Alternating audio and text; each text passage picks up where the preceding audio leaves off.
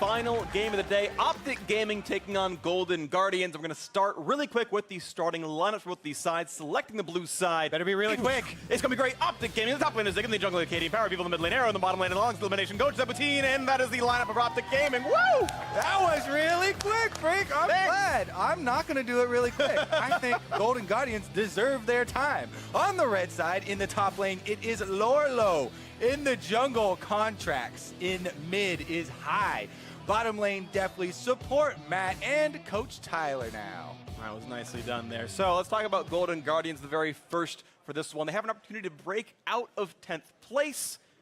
At the end of the first round robin, they are only one game behind, and they can take down OpTic. Yeah, I mean, this is the team to do it against. Golden Guardians, just last week, they picked up their first win. Smiles all around, kind of reinvigorated the team. Remember, it was this composition where they had Lorlo and Contracts both playing well. High was on Galio. Contracts was the one on Camille starting out and setting up a lot of these Camille-Galio combinations where you use both ultimates in tandem to completely lock down an enemy carry and take them out of the fight. And meanwhile, let's talk about OpTic Gaming a little bit because they are sitting with only a couple wins for themselves, but they can end the first round robin at 3-6, which is only one win behind the playoff spots of 100 Thieves and TSM at 4 and 5, so they are right there. Yeah, everyone's been talking about how closely packed this playoff race is. A loss here would definitely mean that OpTic Gaming's goals would not be completed early on. Yeah. This would push them down to that 10th place spot, and they definitely don't want to drop their game to specifically the last place team. But this team specifically, OpTic, everyone's been talking about, yes, a lot of their losses have been close. A lot of them have occurred in these late game scenarios where one or two mistakes you feel like are correctable and lead down that road to where they found themselves here at the bottom and kind of outside of the playoffs. But they have always talked about working hard, putting in more effort to have this process of improvement, and now is the time that they need to start seeing those dividends because this is the second half of the split, as you're talking about, and the race is on right now. You don't have much more time to work hard. Yep, this is game number 9 of 18 of the spring split. You've got to make it at least into 6th place by the time playoffs begin. Otherwise, you've got to wait until summer split to make the attempt yet again. Champion Select, though, is ready, and we'll see what these teams have for us. We've had 4 games earlier today, but it's going to be these teams' first match on 8.3. See if anything stands out as a result of that one. No Corki for High, no Galio either. Getting rid of some of those hard engage comps they had done well with in the previous one. I think it's a strong strategy here from OpTic Gaming to target the mid lane, target High's champion pool. Those are 2 of the most successful champions that they have been able to use. The Camille, I think, is also fairly highly prized by the Golden Guardians. Yeah. That might be the OpTic Gaming last man there. Contracts really perform well on it. Lorlo also, it's a favorite champion of his, so they could flex it to top lane. Yep. And it's going to be an option. They do ban out the Gangplank instead. Of course, that's a huge blind pick. Everybody loving to rely on the gold generation and late game power. I don't think you blind Alawi for what it's worth. That's a shout out there to Lorlo. We mentioned him briefly in the intro. He was playing the Alawi. Into a tank, it's a counter matchup. He's able to get a lot of pressure. He did play it well. And Zig kind of shouting him out, giving him respect, I like to think of it. And speaking of respect, how happy is Captain Flowers, the highest priority jungler in League of Legends at Skarner? Let me tell you, I don't think he's actually as happy as everyone says he is. He's not. Because he would rather that be a champion that nobody else pays attention to, and he can save as his own identity, right? Now that it's got this extra stun duration, everybody's using it. He's no longer a unique flower. It's right. He's just a normal flower. No longer the captain anymore. He's been deranked at this point, demoted, everything else. 30 seconds to go for the next pickup. Lorlo is already locked in the Callista here for Deftly. Of course, a pretty highly prized bot lane, and we're going to answer with a Jax seemingly jungle as well. It can flex top. We've seen it play top, but more likely in this role.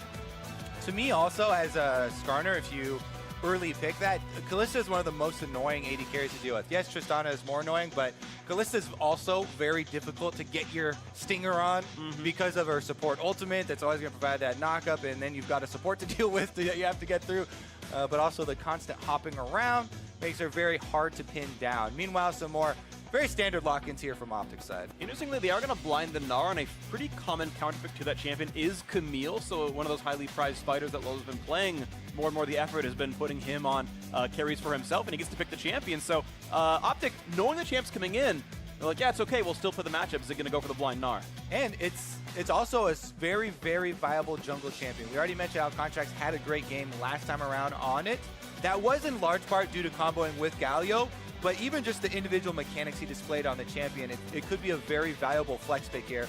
And the Camille counter into Gnar has to do with kill pressure and killing the mini form Gnar.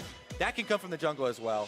One of the biggest reasons why she shot up in the jungle is because of her gank power. She has very long-range ganking. You can gank from out of Fog of War distance, jump off the wall. When you're jumping towards a champion off the wall with your hook shot, you get an extra distance added onto it, and that has really caught a lot of people by surprise, especially in the early game. All right, let's see what comes in alongside this here.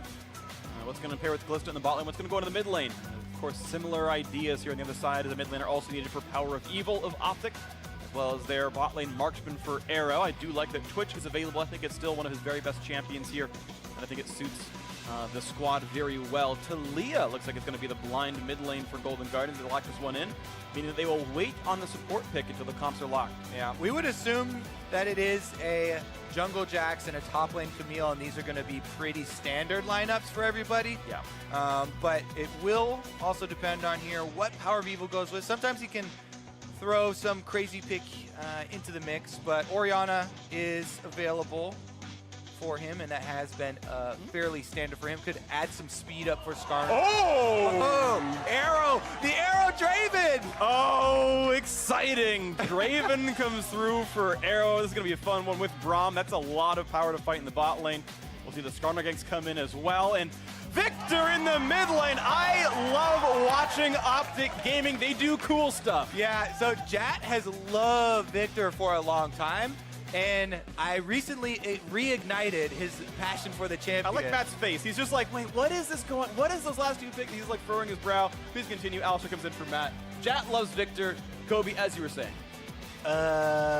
Too late, bro. I'm sorry. I ruined the surprise. I got excited because Matt looked confused. That was what I jumped in for. Alistar is a great combo with Kalista, and Yeah. we talked about the assistance with the ultimate. This is kind of the classic that people have been talking about. It's been that or Thresh or one of those playmaking champions. I really like the spiciness that's been added to the bottom lane here now with Draven lock-in from Arrow. Gonna have to look up the score actually from last time because his Draven became infamous.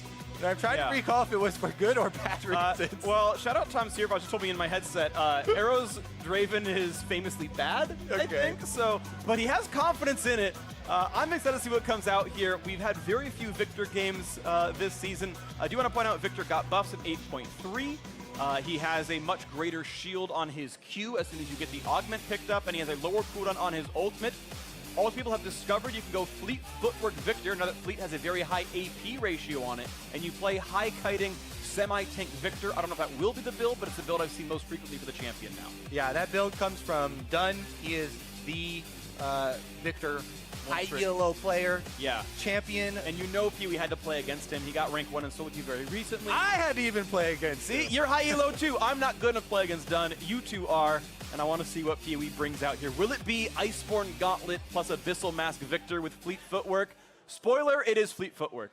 By the way, Arrow is 2 and 6 on Draven here for all time with a 3 KDA. We'll see if he can improve those numbers this time around. Elimination is on Braum. Braum is a very good support for getting early kills with the CC, but Kalista Alistar is definitely difficult to do it on. Maybe we'll have an invade here, and you could get an early kill before the laning phase. Oh, Braum. What did you guys chant? Can you do that one again? What did you guys chant? I couldn't hear you over Kobe's headset. All right, you get. All right. Well, I appreciate you trying. Golden Guardians chance. I like that. Thank you very much. I appreciate you coming back out with that one. So yeah, Fleet Footwork for Power of Evil. We've also got Predator. That's a surrounded freak. Oh, what? Oh no! Wait, he just got. They just told him he's coming. They revealed the Skarner Well, they spy. didn't know they had him surrounded. Well, I know. You're right. Also want to point out Predator on Acadian. So it seems like OpTic and TSM may have scrimmed a lot this week, or at least enough to have revealed that to each other. And Elimination going to face check. His Q's down, though. Knock up as well. Be decent damage here, but still shots coming in. One more hit will stun. Not worth flashing for it. Gets a slow onto high, gets another slow on the map, but no chase to come through. A lot of damage though. Elimination going to be very injured for the laning phase. I like this game already. I do too. This is exciting. Getting frisky. They're still here. fighting. That's a Ren. That's more Qs. Lemon might have to flash. He does. That is more action than the entirety of game 1 of the day. Call back everybody here who's stayed the entire time. Well done. Yeah. You guys still here obviously stayed around for the whole day, so you guys know what you're sitting through. We also have to look back, though, because that was a long chase, and we started on the top of the map, ended down bottom. But they did also leave wards and take that Skarner Spire up at the top side. Meanwhile, though, bottom lane is going to be our focus, right? Lemonation, not only did he blow his flash, took a bunch of damage, and he has started a refillable potion, which is the greedier start for bottom laners. We see a lot of, especially in the pro leagues, start with those extra potions, as Alistar here, Matt, has done for the laning phase, for the dominance. And especially because of the invade, Lemonation may be punished for the start. But Arrow's got the early push on Draven, stacking up his Adoration, and he's actually going to buy some time here for Lemonation to recall in that brush. Go back to refill. Yeah. Costs him nothing, buys a rejuvenation bead, which will push toward his first upgrade. Red buff goes over to contracts, no problem. With the hashtag sellout, new Jack skin. It's so sweet. Look how awesome he looks. I actually have never heard you sell out that hard on a stream before in the live game. I'll celebrate champions I enjoy watching played. Okay. That's pretty much it, though. So my little tidbit on this Jack skin is that the first couple of times that I saw it, it was very hard for me to tell the difference between activating his ult and his E, because I hadn't seen them, and they both are just kind of shiny and glowy. Sure, yeah. So I did feel like it was a pretty sick skin to add that little bit of advantage if you can hide that from your Pay to win. So that is unacceptable. Stunned! Look at that damage output. Matt was just stunned by Draven's good looks. That's canonical, by the way. That's how that works. Meanwhile, High is roaming down early here on Talia. You want to walk towards the wall so you get some use out of her passive, but here we go. There's the stun. He's looking for a bit more. Not going to land any more of it. He's only level 2. Doesn't have the trample for extra damage. Definitely feeling pretty good with lethal tempo. Jumps right back out. Feels safe. Yeah, I was thinking they were going to try and go for Lemon Nation and then use the no flash. Luckily, he is on Braum, and it's a mobile champion. You can try and jump to your AD carry if he actually took. Oh, he actually did not get stand behind me, so might have been a viable target, but not going to get anything out of that early roam from High on the Talia. It doesn't cost him too much. You got back pretty quickly to get most of the minions, but that is a nice minion lead here for Power of Evil in the mid lane on Victor, and he was able to rush back. All right, fair point here. 200 gold lead overall to Golden Guardians, a 4 CS lead in the top lane, and 3/4 of a camp for contracts in the jungle right here, and a little bit of pressure on the bot side as well. So we'll see what comes through out of this one. Boots' speed has come through for Akaden. His first recall got him tier 1 boots. When we saw Mike Young do that, he actually got himself Green Smite plus boots, so it was a later recall for him, but Predator the Keystone is online. Akaden might come in onto something. Elimination still more than a minute to go for his flash, plus contracts backfilling the lane, but was still going to ward while doing so. Now knows he was on a ward. Oh, Predator might be used mid lane here. You're talking about High.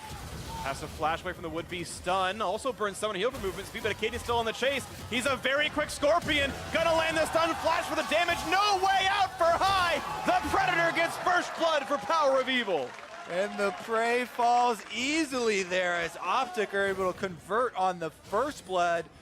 Let's see what this mid lane will turn into. A kill going over to Victor early is so huge. Upgrading your hex score early on means he actually gets to utilize the full potential of your kit. That's been one of the things deterring a lot of pro players from using this champion, is that you kind of need that item. But here we go in the bottom lane. They're going at it again. A lot of damage on him. Matt exhausted for more damage as well. Does he have a way out of this one? The chase comes in. He could flash for more. This could be the league of Draven coming in. Plus 205 in a second stun as well. Definitely's getting low. He's got no summoners, but not quite enough attacks available. A big one in the bot lane, though. OpTic getting the duo kill. All right. Draven cashes in as well. Arrow is now a rich man with that. He's got 400 gold lead over Deathly currently. Definitely going to try and remain in this lane and pick up the scraps that are left for him. Let's take another look here at the Predator gank, though. And this is one of the biggest things about that Keystone, getting those early boots, as you said, but the early ganks are so effective. They can just continue to run at him. Akaden eats this full channel, doesn't care at all because he knows he'll be able to get in there for the guaranteed stun, flashes on him for that extra auto. Meanwhile, down bottom lane, the chase And that Braum pass that we talked about, lending so much for an aggressive lane like this. Draven hits that blood rush, flashes forward for the last auto, and cashes right in. Beautiful stuff right there. Good things out of that duo lane. 1,300 gold lead for OpTic as this is a team with aspirations of playoffs. If they win this one, they're only one game behind a playoff spot with 9 to go. It is certainly doable, and I will say that about 4 more times during this game. So here's what Power People is running, by the way. Presence of Mind has been very common for mid laners now. The free mana really, really useful. Is going bonus attack speed, by the way. Otherwise going for the raw ability power in the sorcery secondary. Yeah, Power Vivo is always one of those mage players that likes to get his auto attacks in. He's very famous for his Nashor's Tooth Orianna build. And so he was one of the ones that jumped on Fleet Footwork for mages a lot quicker than a lot of the other guys. It definitely does have a very big AP ratio, but I really feel like the speed you get from Victor, not only from that rune, but also from the speed boost off of his Siphon Power, the Q, really allows him to navigate team fights so incredibly well when you get to the mid game that he provides really a tremendous amount of threat on the backline, while also, as you said earlier, if you incorporate the tankier build, remaining very, very difficult for your front line to really threaten. All right, what are the odds? Nashor's Tooth Victor this game. I want to know how likely you think it is. Not very good. I'm trying. I will give you maybe like 7-1. All right, not taking it. Definitely unlikely. Meanwhile, Alpha lane down here, level 6 on Arrow. He's taking down the turret as well. A quick shot on elimination from the turret, but yeah, definitely getting some damage here. Arrow feeling pretty good on the BF sword pickup, and not worried yet at all from Matt coming in on that one. Look at it. Oh, he actually pops the Predator. 2-on-2, they can get damage on I, who is still summonerless, but the threat of Contracts' Jax is pretty big. Ulti used, they didn't pull him in, actually. So looking for the kid up, not going to go for it here. Out they go. Yeah, the Chaos Storm may be a little bit premature there, and I don't know if he expected Akaden to get the pull or not, but doesn't do much damage. Yeah, a little bit of a yikes there. Jumbled some ultimates. Not quite sure if they had the communication down for that skirmish, but everybody backs out with their lives at least, so I think both of them will just call it a draw. Meanwhile, down bottom lane, though, I was about to bring up, this is a Ninja Tabby rush here for Deathly because Draven so incredibly oppressive in lane here. You got the cash in on the kill for himself, and the BF sword that you mentioned mean that it is really a liability, basically, for snowballing. Damage, Matt's not 6, has Ignite, but no Flash. 4 more hits going to come through, and out he goes. Good trade. Yeah, I mean, Arrow says, okay, you got Ninja Tabbies on the Callista. I'll just chunk the Alistar then. Goes for the support, takes him out of the fight early on. He's actually forcing a recall here and even bringing a Power of Evil Roam to this bottom side. Spots Contracts, not going to get the E-Steal. Good smite by Contracts, make sure nothing goes away, but an attempted Death Ray came through all the same. Gold lead remains about 1,700 here as they, okay, going to knock down a free ward real quick. Akaden's still waiting in the wings. Not sure if we can see the control ward, but not going into it anyway. They did blue ping the control ward, so they might have seen it earlier. Okay. And had just known that it was still there. With the Spire, though, Skarner, we've already seen how quickly he can take the Dragon. So good at it because you get this basically infinite mana while you're on one of these Crystal Spires. Ton of attack speed as well. And because the Skarners usually will run Celerity, that translates into a little bit of extra damage. Bottom lane being so far ahead and having priority also means it's pretty free objective here for OpTic to secure. Absolutely the case here. So extra movement speed for the OpTic Gaming squad. The rotations may be of small importance here. Mountain Brick going to be the next one up in about 6 minutes here. Contracts kills off a ward and once again looks for the opposing jungler. Doesn't know his health bar is low, but it's actually pretty injured Skarner. And a quick steal gets the big chicken. And again, it is a super effective Drake for this team. Acadian on Skarner out of combat move speed is tremendously effective, especially when combined here with the Predator that he's running. Flashes back and available with the ultimate available, so we'd expect him to get back out on the map and try and make a play. Currently, though, High roaming up towards the top side. We haven't seen a lot of action. Lorlo can ult him and try and keep him in place for this, but they're a little wary.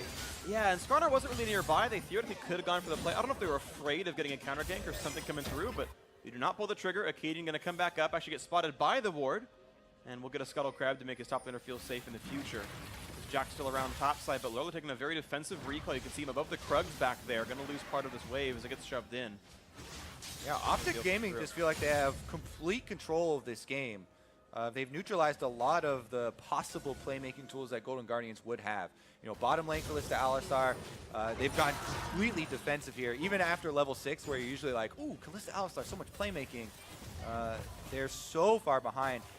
It would definitely be difficult for them to make a play on the bottom side. And then high on the Taliyah hasn't been able to get any sort of control to make roam plays with either.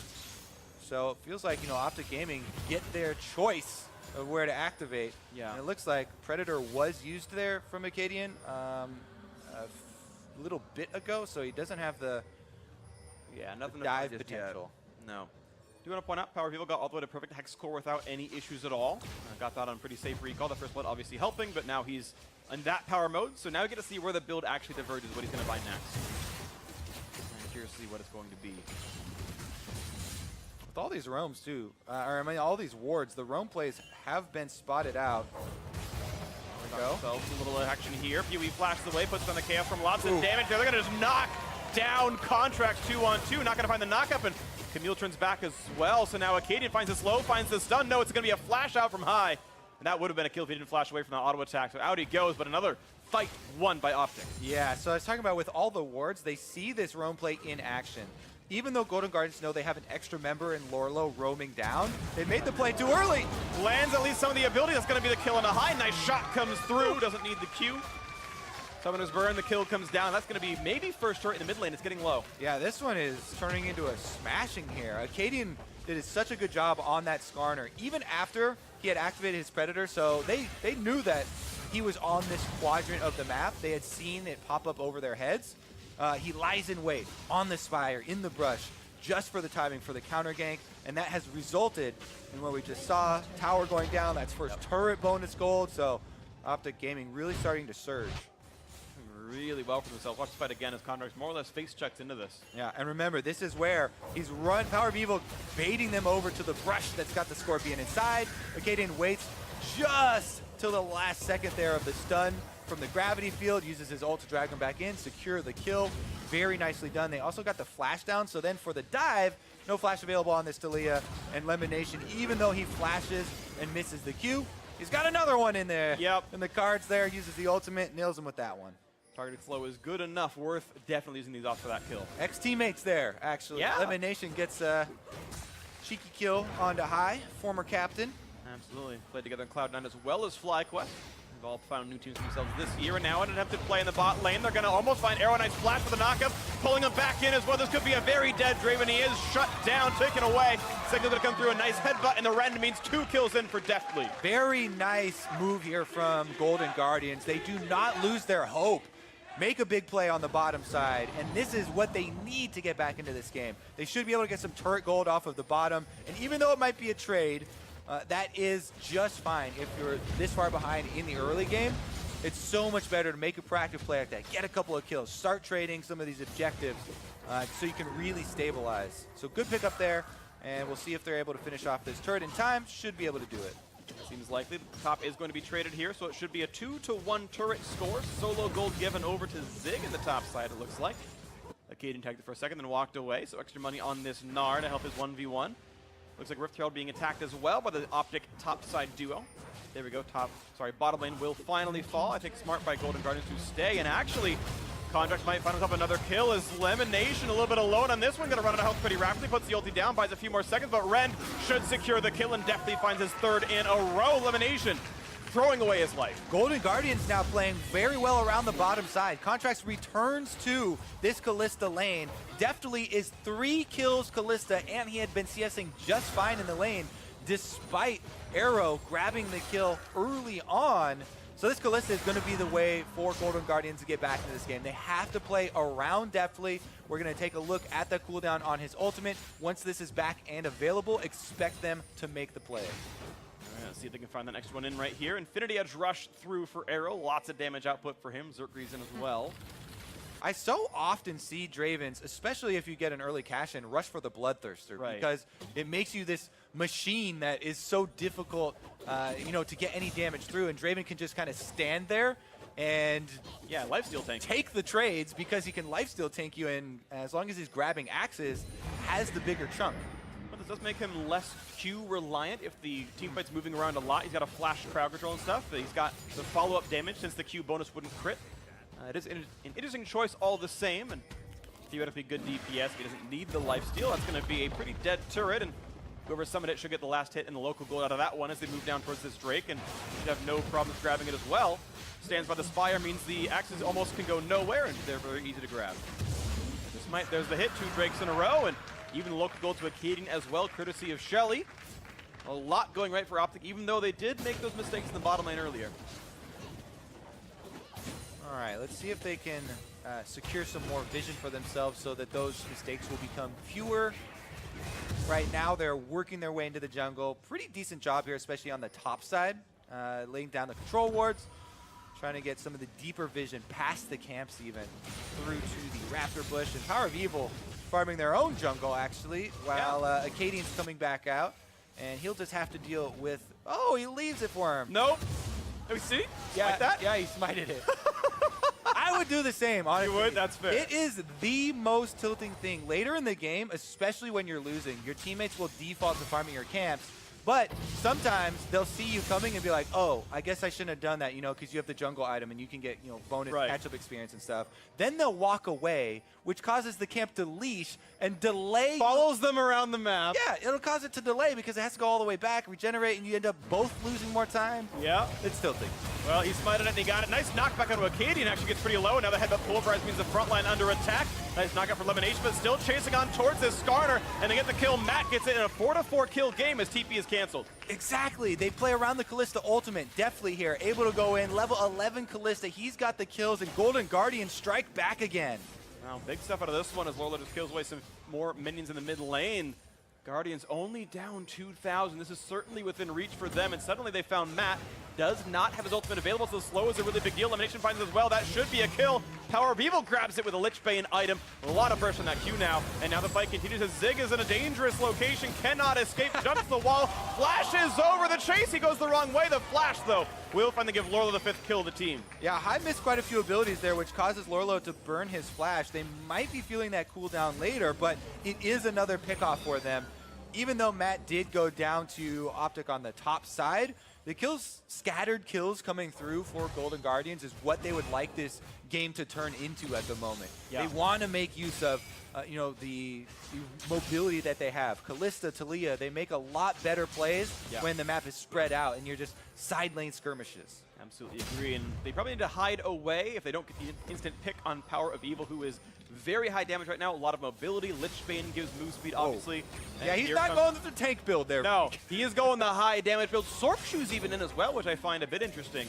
We very frequently see cooldown boots be almost ubiquitous, and sometimes a lot of Ghost in that champion as well, with Spellbook sometimes being around, but he's going for Summoner Heal plus the full flat Magic Band, so it's a very bursty build, actually, out of PoE. It's a bursty build. It opens himself up to some kills from things like Alistar engages, Camille jumping right on top of him. So there are some openings, and there's possible drawbacks to going this way, but again, the DPS output is going to be insane from the Victor, especially if his front line can protect him. You do have a Gnar, you do have, you know, Braum and Skarner, which is very substantial front line with a lot of control.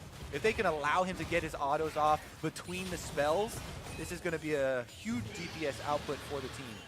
All right, let's see what comes in next. Is the blue buff going to go over towards high, and Golden Guardians mending their wounds reasonably well. They are still down 3-1 in turrets and 2-0 in Drakes, but certainly a game within reach for the team. They can find a second win of the split so far and tie for 9th place and maybe start climbing up the standings slowly but surely. Yeah, I mean, grab yourself some more. You have the Camille up to the Trinity Force plus Tiamat. That means that you can clear the waves pretty quickly with your Tiamat, and you also have Trinity Force for dueling the Gnar and trying to threaten Zig in the 1v1 in the side lane, which is exactly what they're trying to get done. They've actually rotated Talia to deal with the mid lane wave. Matt now has the confidence that Deftly's ultimate on Kalista's back up, so that's why he is playing this more aggressive Alistar, keeping the vision of the enemies in the river and allowing them to push up that. All right, and as the wards continue to fall, going up and down, back and forth, Gideon managed to slightly miss one of those wards, put it close to his other one, but looks to see what's going on near the red buff, and they might be playing for Baron in the very near future. High the second to clear mid lane means Golden Guardians are generally losing out in vision that side of the map. OpTic got a few quick peeks down that way, but the wards they put into the jungle are dead once again, and we'll also lose top river back one more time. Nice little poke out of PoE. These teams are going to keep fighting over this Baron river. Should also be noted that Deathly has been able to get a QSS on the Kalista. So you do have a counter if there's a situation where Acadian pops Predator and he has his flash available, goes for the Kalista. They know that that's the big carry on the Golden Guardian side. Now there is an answer. So you have to be careful and always check the inventories when you're playing a champion like Skarner or Malzahar or something. That really has to work around those item pickups. Okay, things to see. Definitely not the ideal target. Everyone else is Quicksilver Sashless, so a flash ult on Talia from high, or towards high, likely to be a kill. Yeah, my personal favorite is going for melee champions that dive into your team. You know, Squishier, Camille, Yasuo, these melee carries basically are my favorite target if you're with Skarner. The only problem is Camille's ult will probably push you away because she will ult someone else. And then you have to, you know, fit your way back in there. But ideally, I think you'd like to lock down Lorlo and keep him from killing off the Victor there. Use it as peel more than primary engage. Let's see if you can peel him off, because again, it's a squishier, less defensive, less mobile build out of Power of Evil. Going towards what I'm guessing to be a Void Staff on his next item, but there's a lot that builds out a Blasting Wand. Rylai is also a viable option, obviously. It used to be one of the very common items on the champion. I have to wait to see, and it is Rylai's. Okay, so now he has a bit more of a cutting defensive option for himself with his build moving forward. They fight over the chickens. A couple go Acadian's way. The smite, I think, actually was Contrax's to get that one. Nope, that was definitely Acadian. I think he just didn't get the last hit. Junglers are very protective of their Raptors nowadays. You keep seeing all the pro junglers are tweeting out about dreaming about. Even it was Acadian, I think, talking about how he had been dreaming of killing Raptors. I remember that tweet. Yeah. I don't know if they were his own or if he was counter jungling at the time, but that's how big the focus is on this camp right now for the pro junglers. Okay, wall used, I believe, to scout Baron, because none of their vision actually could see the control in the Pitman. Golden Guardians could see nothing, but that is now a one vision tool off the table. High can no longer use that for the next minute and change. Drake still coming through for Zig on the bottom side of the map. There shouldn't be much of an issue. Looks like no one's going to stop him. Do you ever dream about League of Legends, Freak? I have. I definitely, especially if I'm playing a game a lot, will sometimes have it. Mathos, he's going to be dreaming as he gets ulted out. And they've born double ults, actually. He used his own as well as Def doing it. That's a mistake of coordination. You don't ever need to use both. All right, let's see what OpTic can do with this. They know that they have the advantage here. All ultimates available for OpTic. Lots of summoners as well. Even with the vision advantage. Oh, Contract in the front line. Only a couple hundred HP down, but this is just a 2 ult missing. Golden Guardians line up. Their tanks are now squishy and killable. Yeah, this is 2 of the biggest ults for them. So much of the control of this team composition comes from the bottom lane. They've got to be scared. Yeah, to make it more correct, actually, a 3rd ult down as high. I'd used his pretty recently, but 2 lost from that exchange. So only Jackson, Camille. Camille's pretty good. Jackson just kind of tank stats. Not to the level of Alistair, quite obviously. As Arrow can walk up and get rid of some of these minions and keep the farm going. Static Shiv, nice wave clear for himself. Actually does mean extra burst on his first auto. If he gets lucky, that's 1.5 million damage. Tons. Nice to see. Yeah, tons indeed. Honestly, though, Golden Guardians would be happy to just let them wave clear right now. They want to get those cooldowns back up, wait out the timers. They're really looking for inaction at the moment. I guess the only one who's a little bit scared right now would be High, extending a bit in the mid lane. Aside from that, though, they're actually keeping it at a very neutral state, which is definitely preferred for them. And I'm a bit surprised OpTic didn't go for anything a bit more aggressive. They had just power spiked on both PoE and Air with the Rylai's and Static Shiv both being done. It felt like a great time to go for a big play as they just testing. Look at this. Also, there is a regular invisible ward from Golden Guardians in the pit, not revealed by the control ward. So I think they don't know that this is actually visible on the one side. Oh, control ward a little bit too far back, I think. That is a hero ward for Guardians. They know exactly what's going on. They will not get outplayed vision-wise. Elimination looks for the player on the wings, but no. Guardians exactly the right response, staying around. I'm not sure how that control ward from OpTic was placed in the Baron pit. Sometimes if you put it too close to Baron, Baron knocks it off, and it does jump out that far extra range. Could have been that, or he could have just placed it there in the corner. Regardless, though, Golden Guardians happy.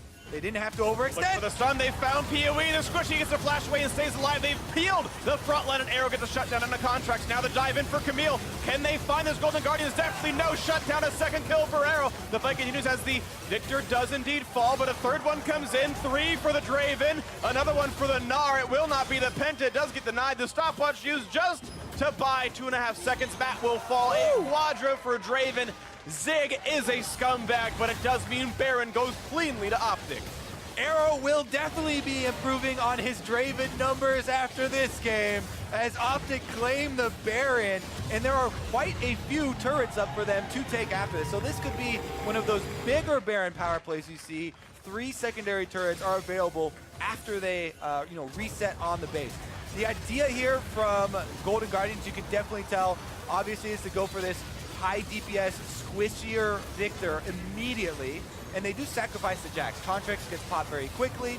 It was a good peeling ultimate from Acadian that we were talking about on the Skarner, and it allowed them to kite long enough that even though Victor eventually goes down, Arrow went, unthreatened in this fight, and that is a crit build Draven. Yeah. He's able to put out the DPS, pick up the Quadra, and now he's wearing purple. They were close on comboing at a 1-second stun from contracts. You saw Matt flash in, you saw High flash in. Yeah. They tried to land the next CC, and it did not land in time. PoE's flash was available, and they did not get rid of the Victor. He got his full combo out, and it went pretty nicely. Obviously, Arrow untouched. They got a lot done as well. Rapid Fire Cannon done as well. And this Draven and this Victor both now are huge. All the rest of the team just has to peel for them, and they'll win any team fight they want. Yeah, it's really actually a good feeling when the enemy team engages on you with that much coordination, but you're still able to just spam out all of your spells. Even though you die, you're like, I help you, team, with my last dying breath. Yep. Hopefully you can win the team fight, and they were indeed able to do that. There's our secondary turret number 1. Secondary turret number 2 here should just be another source of gold for the squad, as Golden Guardians can't really wave clear. And down it goes. Last hit credit goes over to Zig. Turret number 5 in this game. Guardians still have only gotten 1 from that bot lane 15 minutes ago. It's going to require more and more in this game for Guardians to find their comeback victory. This time at least PoE is flashless. Maybe they do find something next time around. He is going for more damage, not towards the zoners or anything with his next item. But it's still going to be incredibly tough just to find that target here. 4 autos, gets rid of the red buff. Arrow gets another piece of power to himself. Sustains a full level lead over Deftly here. Yeah, it's going to be very difficult for Golden Guardians. They're going to have to make another all-in, and this time around, it's going to be into a team that has a pushing advantage, has a vision advantage, has been able to spend all of that extra gold advantage, and now they're removing a lot of the avenues for any of those all-ins to come from. So pushing up here on the bottom side, they're going for a split. It looks like the sacrifice on the secondary turret is going to be the case, and a real last-moment stand is probably going to come at the inhibitor turret.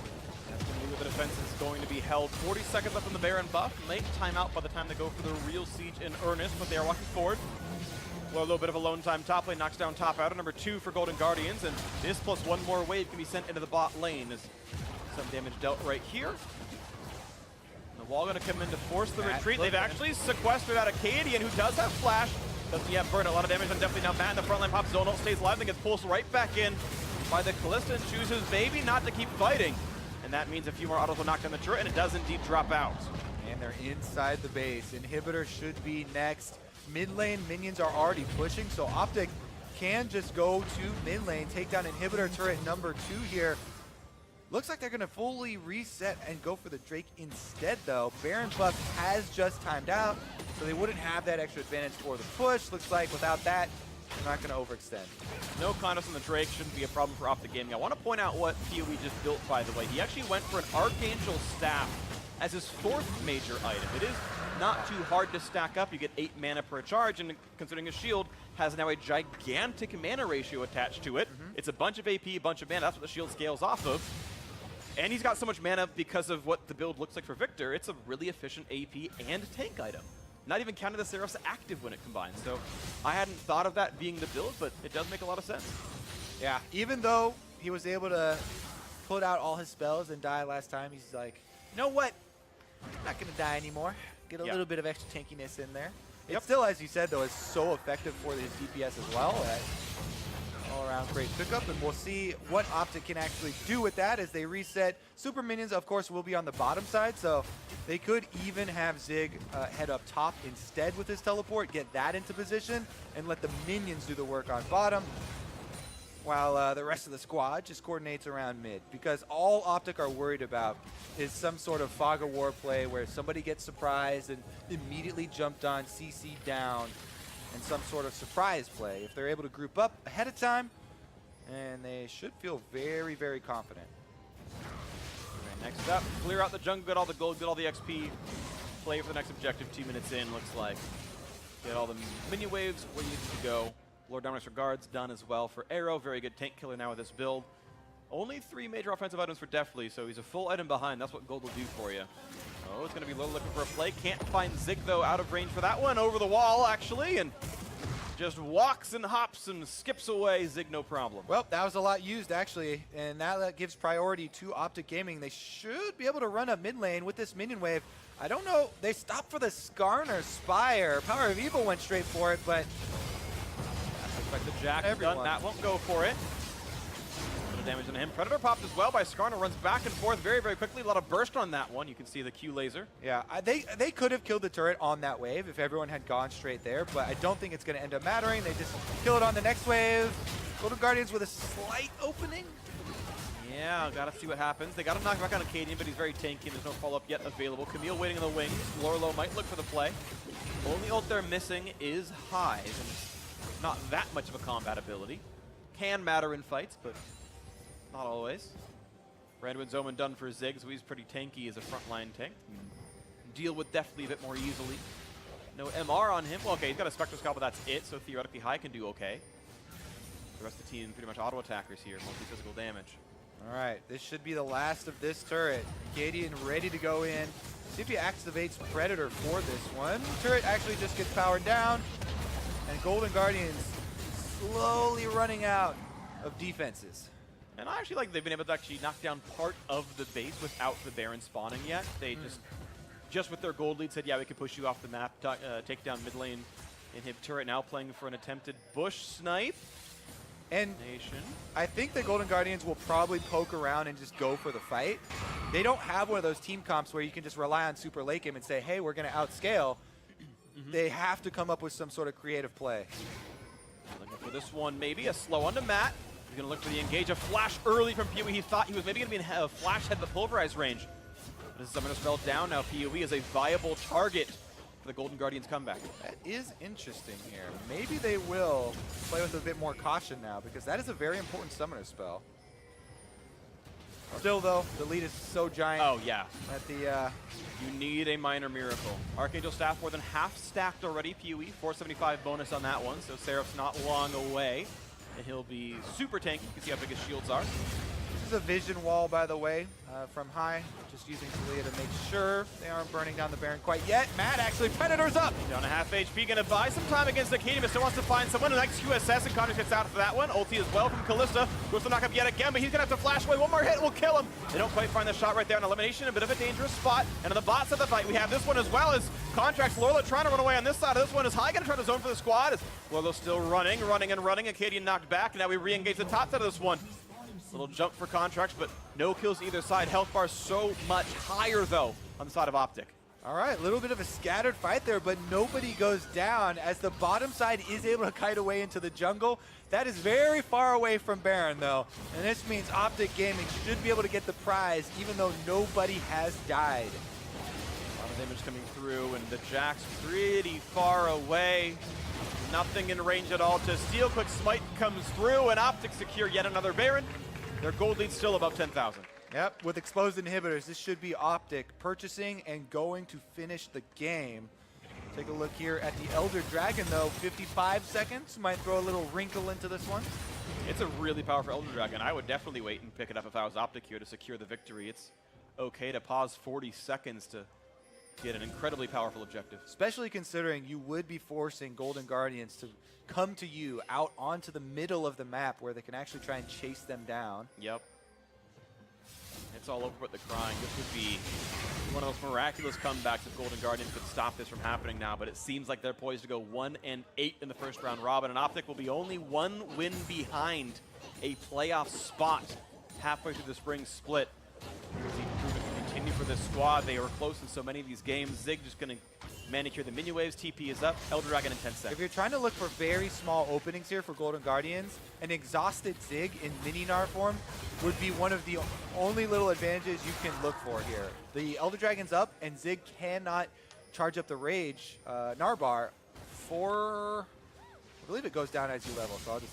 Yeah, but several seconds. For a while. Full amount as the Elder Dragon is alive right now. He's actually run back from the base. He recalled and looks for this one. Elixir of Iron in inventory, and here comes the attack on Elder Dragon. Only one mountain means it's a pretty slow. All right. Things considered. Got it all in now. Here we go. Talia wall is up, and they've been sequestered. A little bit. Elimination off on the side, but the Gnar kind of behind, so you've got Lorlo on one side, the rest of the squad right around on a mat on the front side. A nice ulti in for Braum, and a lot of damage out from PoE, and they're starting to shut down the front line as the Jax is already gone. Lorlo running out of health as well. One more. Yes, they're going to finally knock him down. Nice shot by Elimination. Ice cold, and there's no smites left, so not a problem at all. As Matt also chased down by Power of Evil, and definitely in High. Good luck with this one. There's a very fast Acadian, gets the kidnap going, suppression in. High very low on health, one more shot will do him in, and he's gonna get that one picked up. High gonna fall, you have to believe, a double kill for Power of Evil, and OpTic gonna walk this one into the base. Nothing to stop them from taking the Nexus now. Congratulations to OpTic Gaming here. As you said, they're so close and kind of towing that line. This one is gonna push them up 3 wins thus far in the North American LCS. 2 wins in the last 3 games here for OpTic, feeling a little bit better about the first round robin. 3-6, one behind a playoff spot. OpTic pick up a somewhat expected win. They said they were going to put in more hard work than the other teams, and they weren't that worried about a slow start. They were eventually going to be able to see their gains. Definitely a valuable win here over somebody very close in the standings. And a fairly clean one. Hug between Elimination and High. Of course, they spent so many years together. It's got to feel good to think back on the FlyQuest days when they were there, and it's like, High plus, ooh, these guys, all right, well, they can try their very best, and now Elimination on a bit of a stronger team here, and this one feels pretty good about his win. Yeah, you know, a lot of people haven't been following competitive League of Legends for that long in North American LCS, but High and Elimination were 2 of the guys that got along the best in you know, the original Cloud9. Then they moved over to FlyQuest together. They both thought about the game in very interesting ways, and they said that in talking to each other when they're on these teams, bouncing off of each other, they were able to come up with a lot of those innovative strategies that you kind of associate with them. You know, the Elimination notebook, and all the dominance that they had throughout that very long period for themselves was in large part due to those 2 guys and the friendship that they have. Absolutely. Smart players, great players, but sadly they do have losing records here at the end of the first round robin. It's tough. There's actually, I feel like, a lot of good teams in North America this split, and you've got, as we've mentioned several times, like a pretty tight playoff race. And with a lot of good teams, you know, not every team can have a winning record, obviously. I think OpTic can still look up and up over time. Golden Guardians, it feels like, are still trying to find what that formula is really going to be. We thought maybe Contracts and Lorlo can be really big players here, but they didn't quite have the impact it felt like they wanted to have. I know bot lane lost heads up in a 2-on-2. Contracts got more or less out-ganked by Acadian. They lost with the mid lane skirmishes as well. So Acadian having a pretty good game for himself, and he's done reasonably well in recent history as well. OpTic can probably build off of that in the near future. Yeah, definitely agree there. Well executed, and congratulations once again. All right, so congrats to OpTic, but now let's send it down to Ovly and OpTic's Axe Slinger in the bot lane. Thanks, guys. I'm here with Arrow. Congratulations on your win, and winning with the Draven pick, no less. What inspired that pick today? Thank you. I'm happy with this winning my Draven. Yeah, really happy. Did you come in today thinking, I'm going to play Draven? Yes, for sure. 100%. Yeah. Perfect. How do you think you've done in this split so far? What do you think of your performance? I mean, maybe I performance maybe fine or good, but I think it's not enough to. I think I didn't show enough my 100% performance, so I want to show more than more. Like, I'm not enough. It's not enough. What are you trying to work on? As you watch it in this game, I died at ball lane, which is there was only thing was I died there. It's only they can win that moment. So yeah, that was my mistake. And then I kinda, on the stage, if we are winning fight or if I got some kill, I just kinda have enthusiasm, like some like this. So as in the bottom side of the pit, the team fight, when I got quadra kill, after a triple kill, I felt it's gonna be penta. So I just, even if it's not in range against Talia, 1 HP, I just flashed and then I wasted my flash. So I'm not gonna be like enthusiasm. I will be cold guy. A flash for an almost penta. Now, my gold knowledge would say worth. But I want to ask you, you guys play FlyQuest tomorrow. What are your thoughts going into that match? I think we won against the FlyQuest last game, right? So it's not like, I'm not gonna expect it will be easy. Just because we won this game, I think it's not, reason is because they are Golden Guardian. Just the reason is we play the same as in the Scream. Like we played the pick ban same as the Scream, and then yeah, just I will play same as in Scream, on the stage. Well, Arrow, congratulations again on your win, and good luck with tomorrow. And to wrap up the day, let's hear from the State Farm Analyst Desk. Thank you very much, Avali. OpTic Gaming moving to 3-6. And before we get into the game itself, I want to talk about Arrow, that guy on your screen there. Again, if we look at the history of him in the LCS, he came in with such high expectation as a top-tier ADC and has struggled throughout at times. But it was really interesting to get some individual insight from him specifically here just now. Yeah, he was our one to watch at the top of the day, had a pretty good performance, but you can hear that he's critical of himself even when he thinks he's playing well. He said, like, I'm playing good, but I'm not playing well enough to help my team win as we need. And then even there, he's like, I could have got a penta, I get over enthusiastic, and then I waste my flash at a 1 HP Talia. Like, I don't need to do that. I should be holding that in a game where, if something goes bad, we might lose. So I think it's very interesting to see how critical he is of himself while still performing well. Right, coming off of a victory and being one of the major reasons why they are winning. Jat, what are your thoughts on this guy as a player? He should have flashed. Like, I wanted to go for the penta. He did. I know, and he did. I think it's fine. I agree that in close games he probably shouldn't. Overall, I like the way he is trending for this team, especially if he's able to pull out lane-dominant picks in the right environments, and did well this game. All right, now let's get into the nitty-gritty of it all. Let's pull up Champ Select. The thing I'm going to point out. Victor! So they didn't do your build, though. Yeah, so we talked about this on NALCS Countdown last Sunday, and the build we had pointed out would have been the Abyssal Mask and Iceborne Gauntlet. And he didn't do that, but I think he had his own reasons for it. They had a very strong front line in this game, so he didn't need, in his eyes, the bruiserness that the other build can offer. Even if the damage is somewhat comparable, this is obviously going to be higher damage, and he played it great. Right. I mean, higher damage comes, but also is aided by the fact that so much attention was thrown towards that mid lane. We're seeing that Predator Skarner really start to wreak havoc on a lane that we had said had been relegated to, pushing and roaming or, wave clear and team fighting. Yeah, I mean, the Skarner gets a good angle on you. You're a little pushed up. That's a long lane to chase down. That first blood's huge on a Victor, allows you to get your first upgrade much easier, and that wave clear comes in, and then the skirmishes keep breaking out around mid lane now that they're ahead. That's perfect for the Victor, who ends up very quickly 4-0 at like 12, 15 minutes, and that's kind of why it's good to see that full AP build. It's like, I'm the furthest ahead of my team. I will do a ton of damage. Like Jat said, great front line. You can argue, given the way the enemy team's comp worked, it was like Alistar and Camille. A lot of people are going to be jumping on you, and being tankier is good because you can't throw away your lead. But Power Evil's very confident in himself, knows that he's not going to get jumped on and killed that much. So, hey, I wanted to do more damage. Right, and looking at a 4-0 Victor, you would probably say that from this point forward, easy win for OpTic Gaming. However, not the case this time around, and that's where we have to lend, a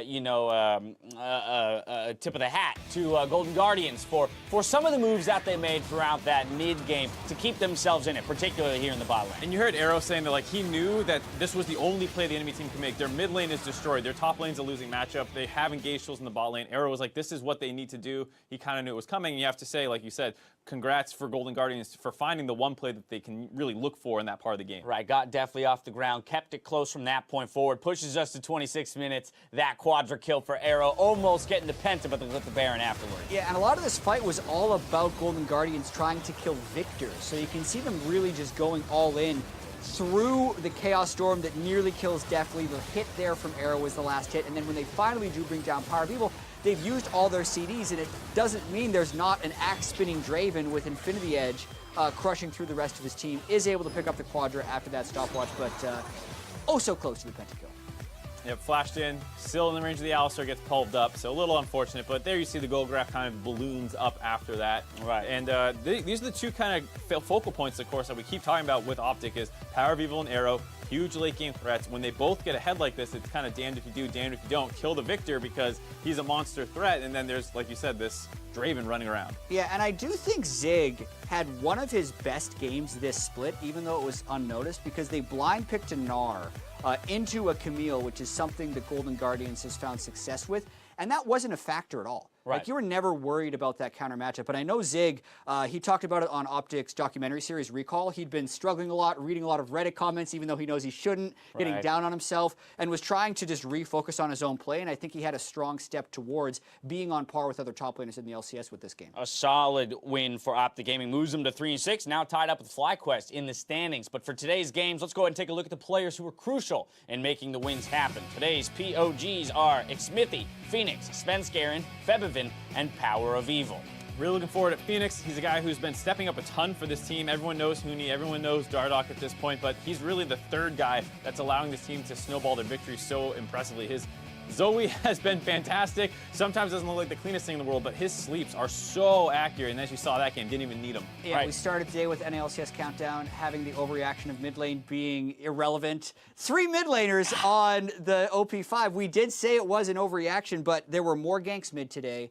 Zoe was getting through a lot more because GP was banned in, I believe, every single game. Yeah. And that kind of deprioritized that huge dive or be dove matchup we were seeing in the top lane. And I think moved some of the jungle attention toward mid lane just naturally off of that matchup. Right, fair enough. I mean, it is kind of odd, though, because even still, you would say that the meta largely reflects, in terms of just the champions available or being chosen, still largely reflects the same meta as last week, but with just a few minor tweaks here and there, no GP, and all of a sudden the entire landscape of the way the game's played has changed. Absolutely, just such a different feel to the beginning of this week. Skarner, which was a pick that no one even talked about 2 weeks ago, is suddenly the highest priority jungler now and becoming a complete menace in the early game with these Predator upgrade rushes. Right, well, while we're on the topic of the junglers, sometimes a jungle matchup comes down to camp stolen or smite secures, and then there are the hero plays that you make just to say, rather, I'm helping, presented by State Farm. In his game versus TSM, Cloud9 Svenskeren saved the lane for Licorice when he counter-ganks a dive. Let's take a look.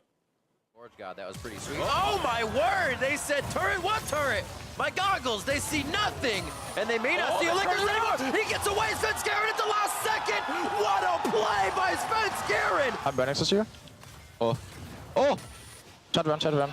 Nice. Nice. Rip this guy, maybe. Balin's gone now. So calm.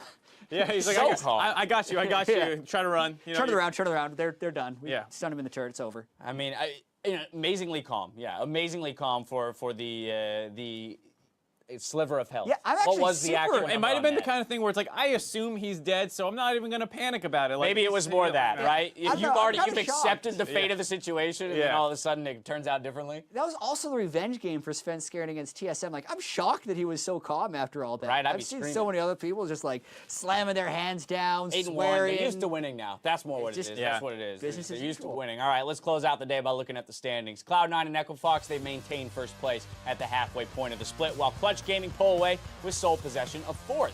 OpTic Gaming joined CounterLogic Gaming and FlyQuest in 7th. Is this what you thought you would be looking at? Not Middle quite. of week 5? Definitely not quite. No. Because you looked with TSM and COG. Well, we know it's not pull what your Jat hands was to. looking at, middle of week 5. TSM is in 6th as well, but like Echo Fox and Cloud9 being the top is also something that very few, if any, people would have seen it. Also, how pronounced they are with the 2-game gap above Team Liquid and then a 3-game gap above everyone else. They've been really, really good. Of course, any shifting that happened was as a result of the games today. Let's go ahead and take another look at the predictions as you guys laid them out.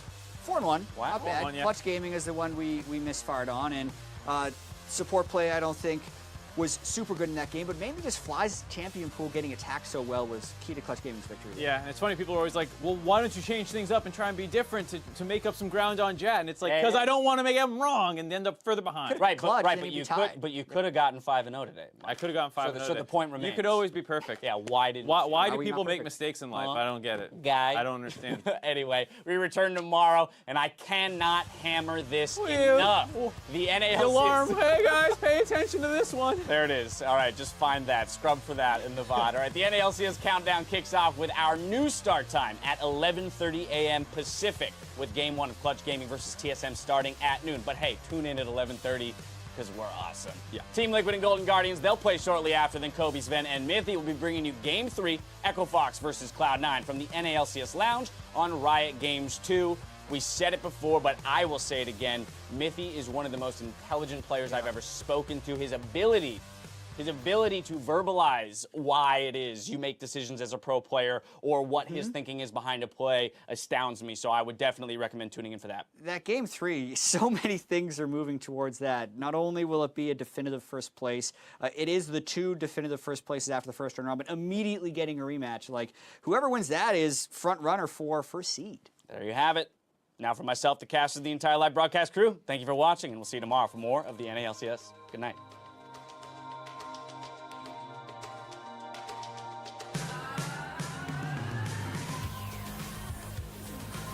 Yeah, we took Zoe. Yeah.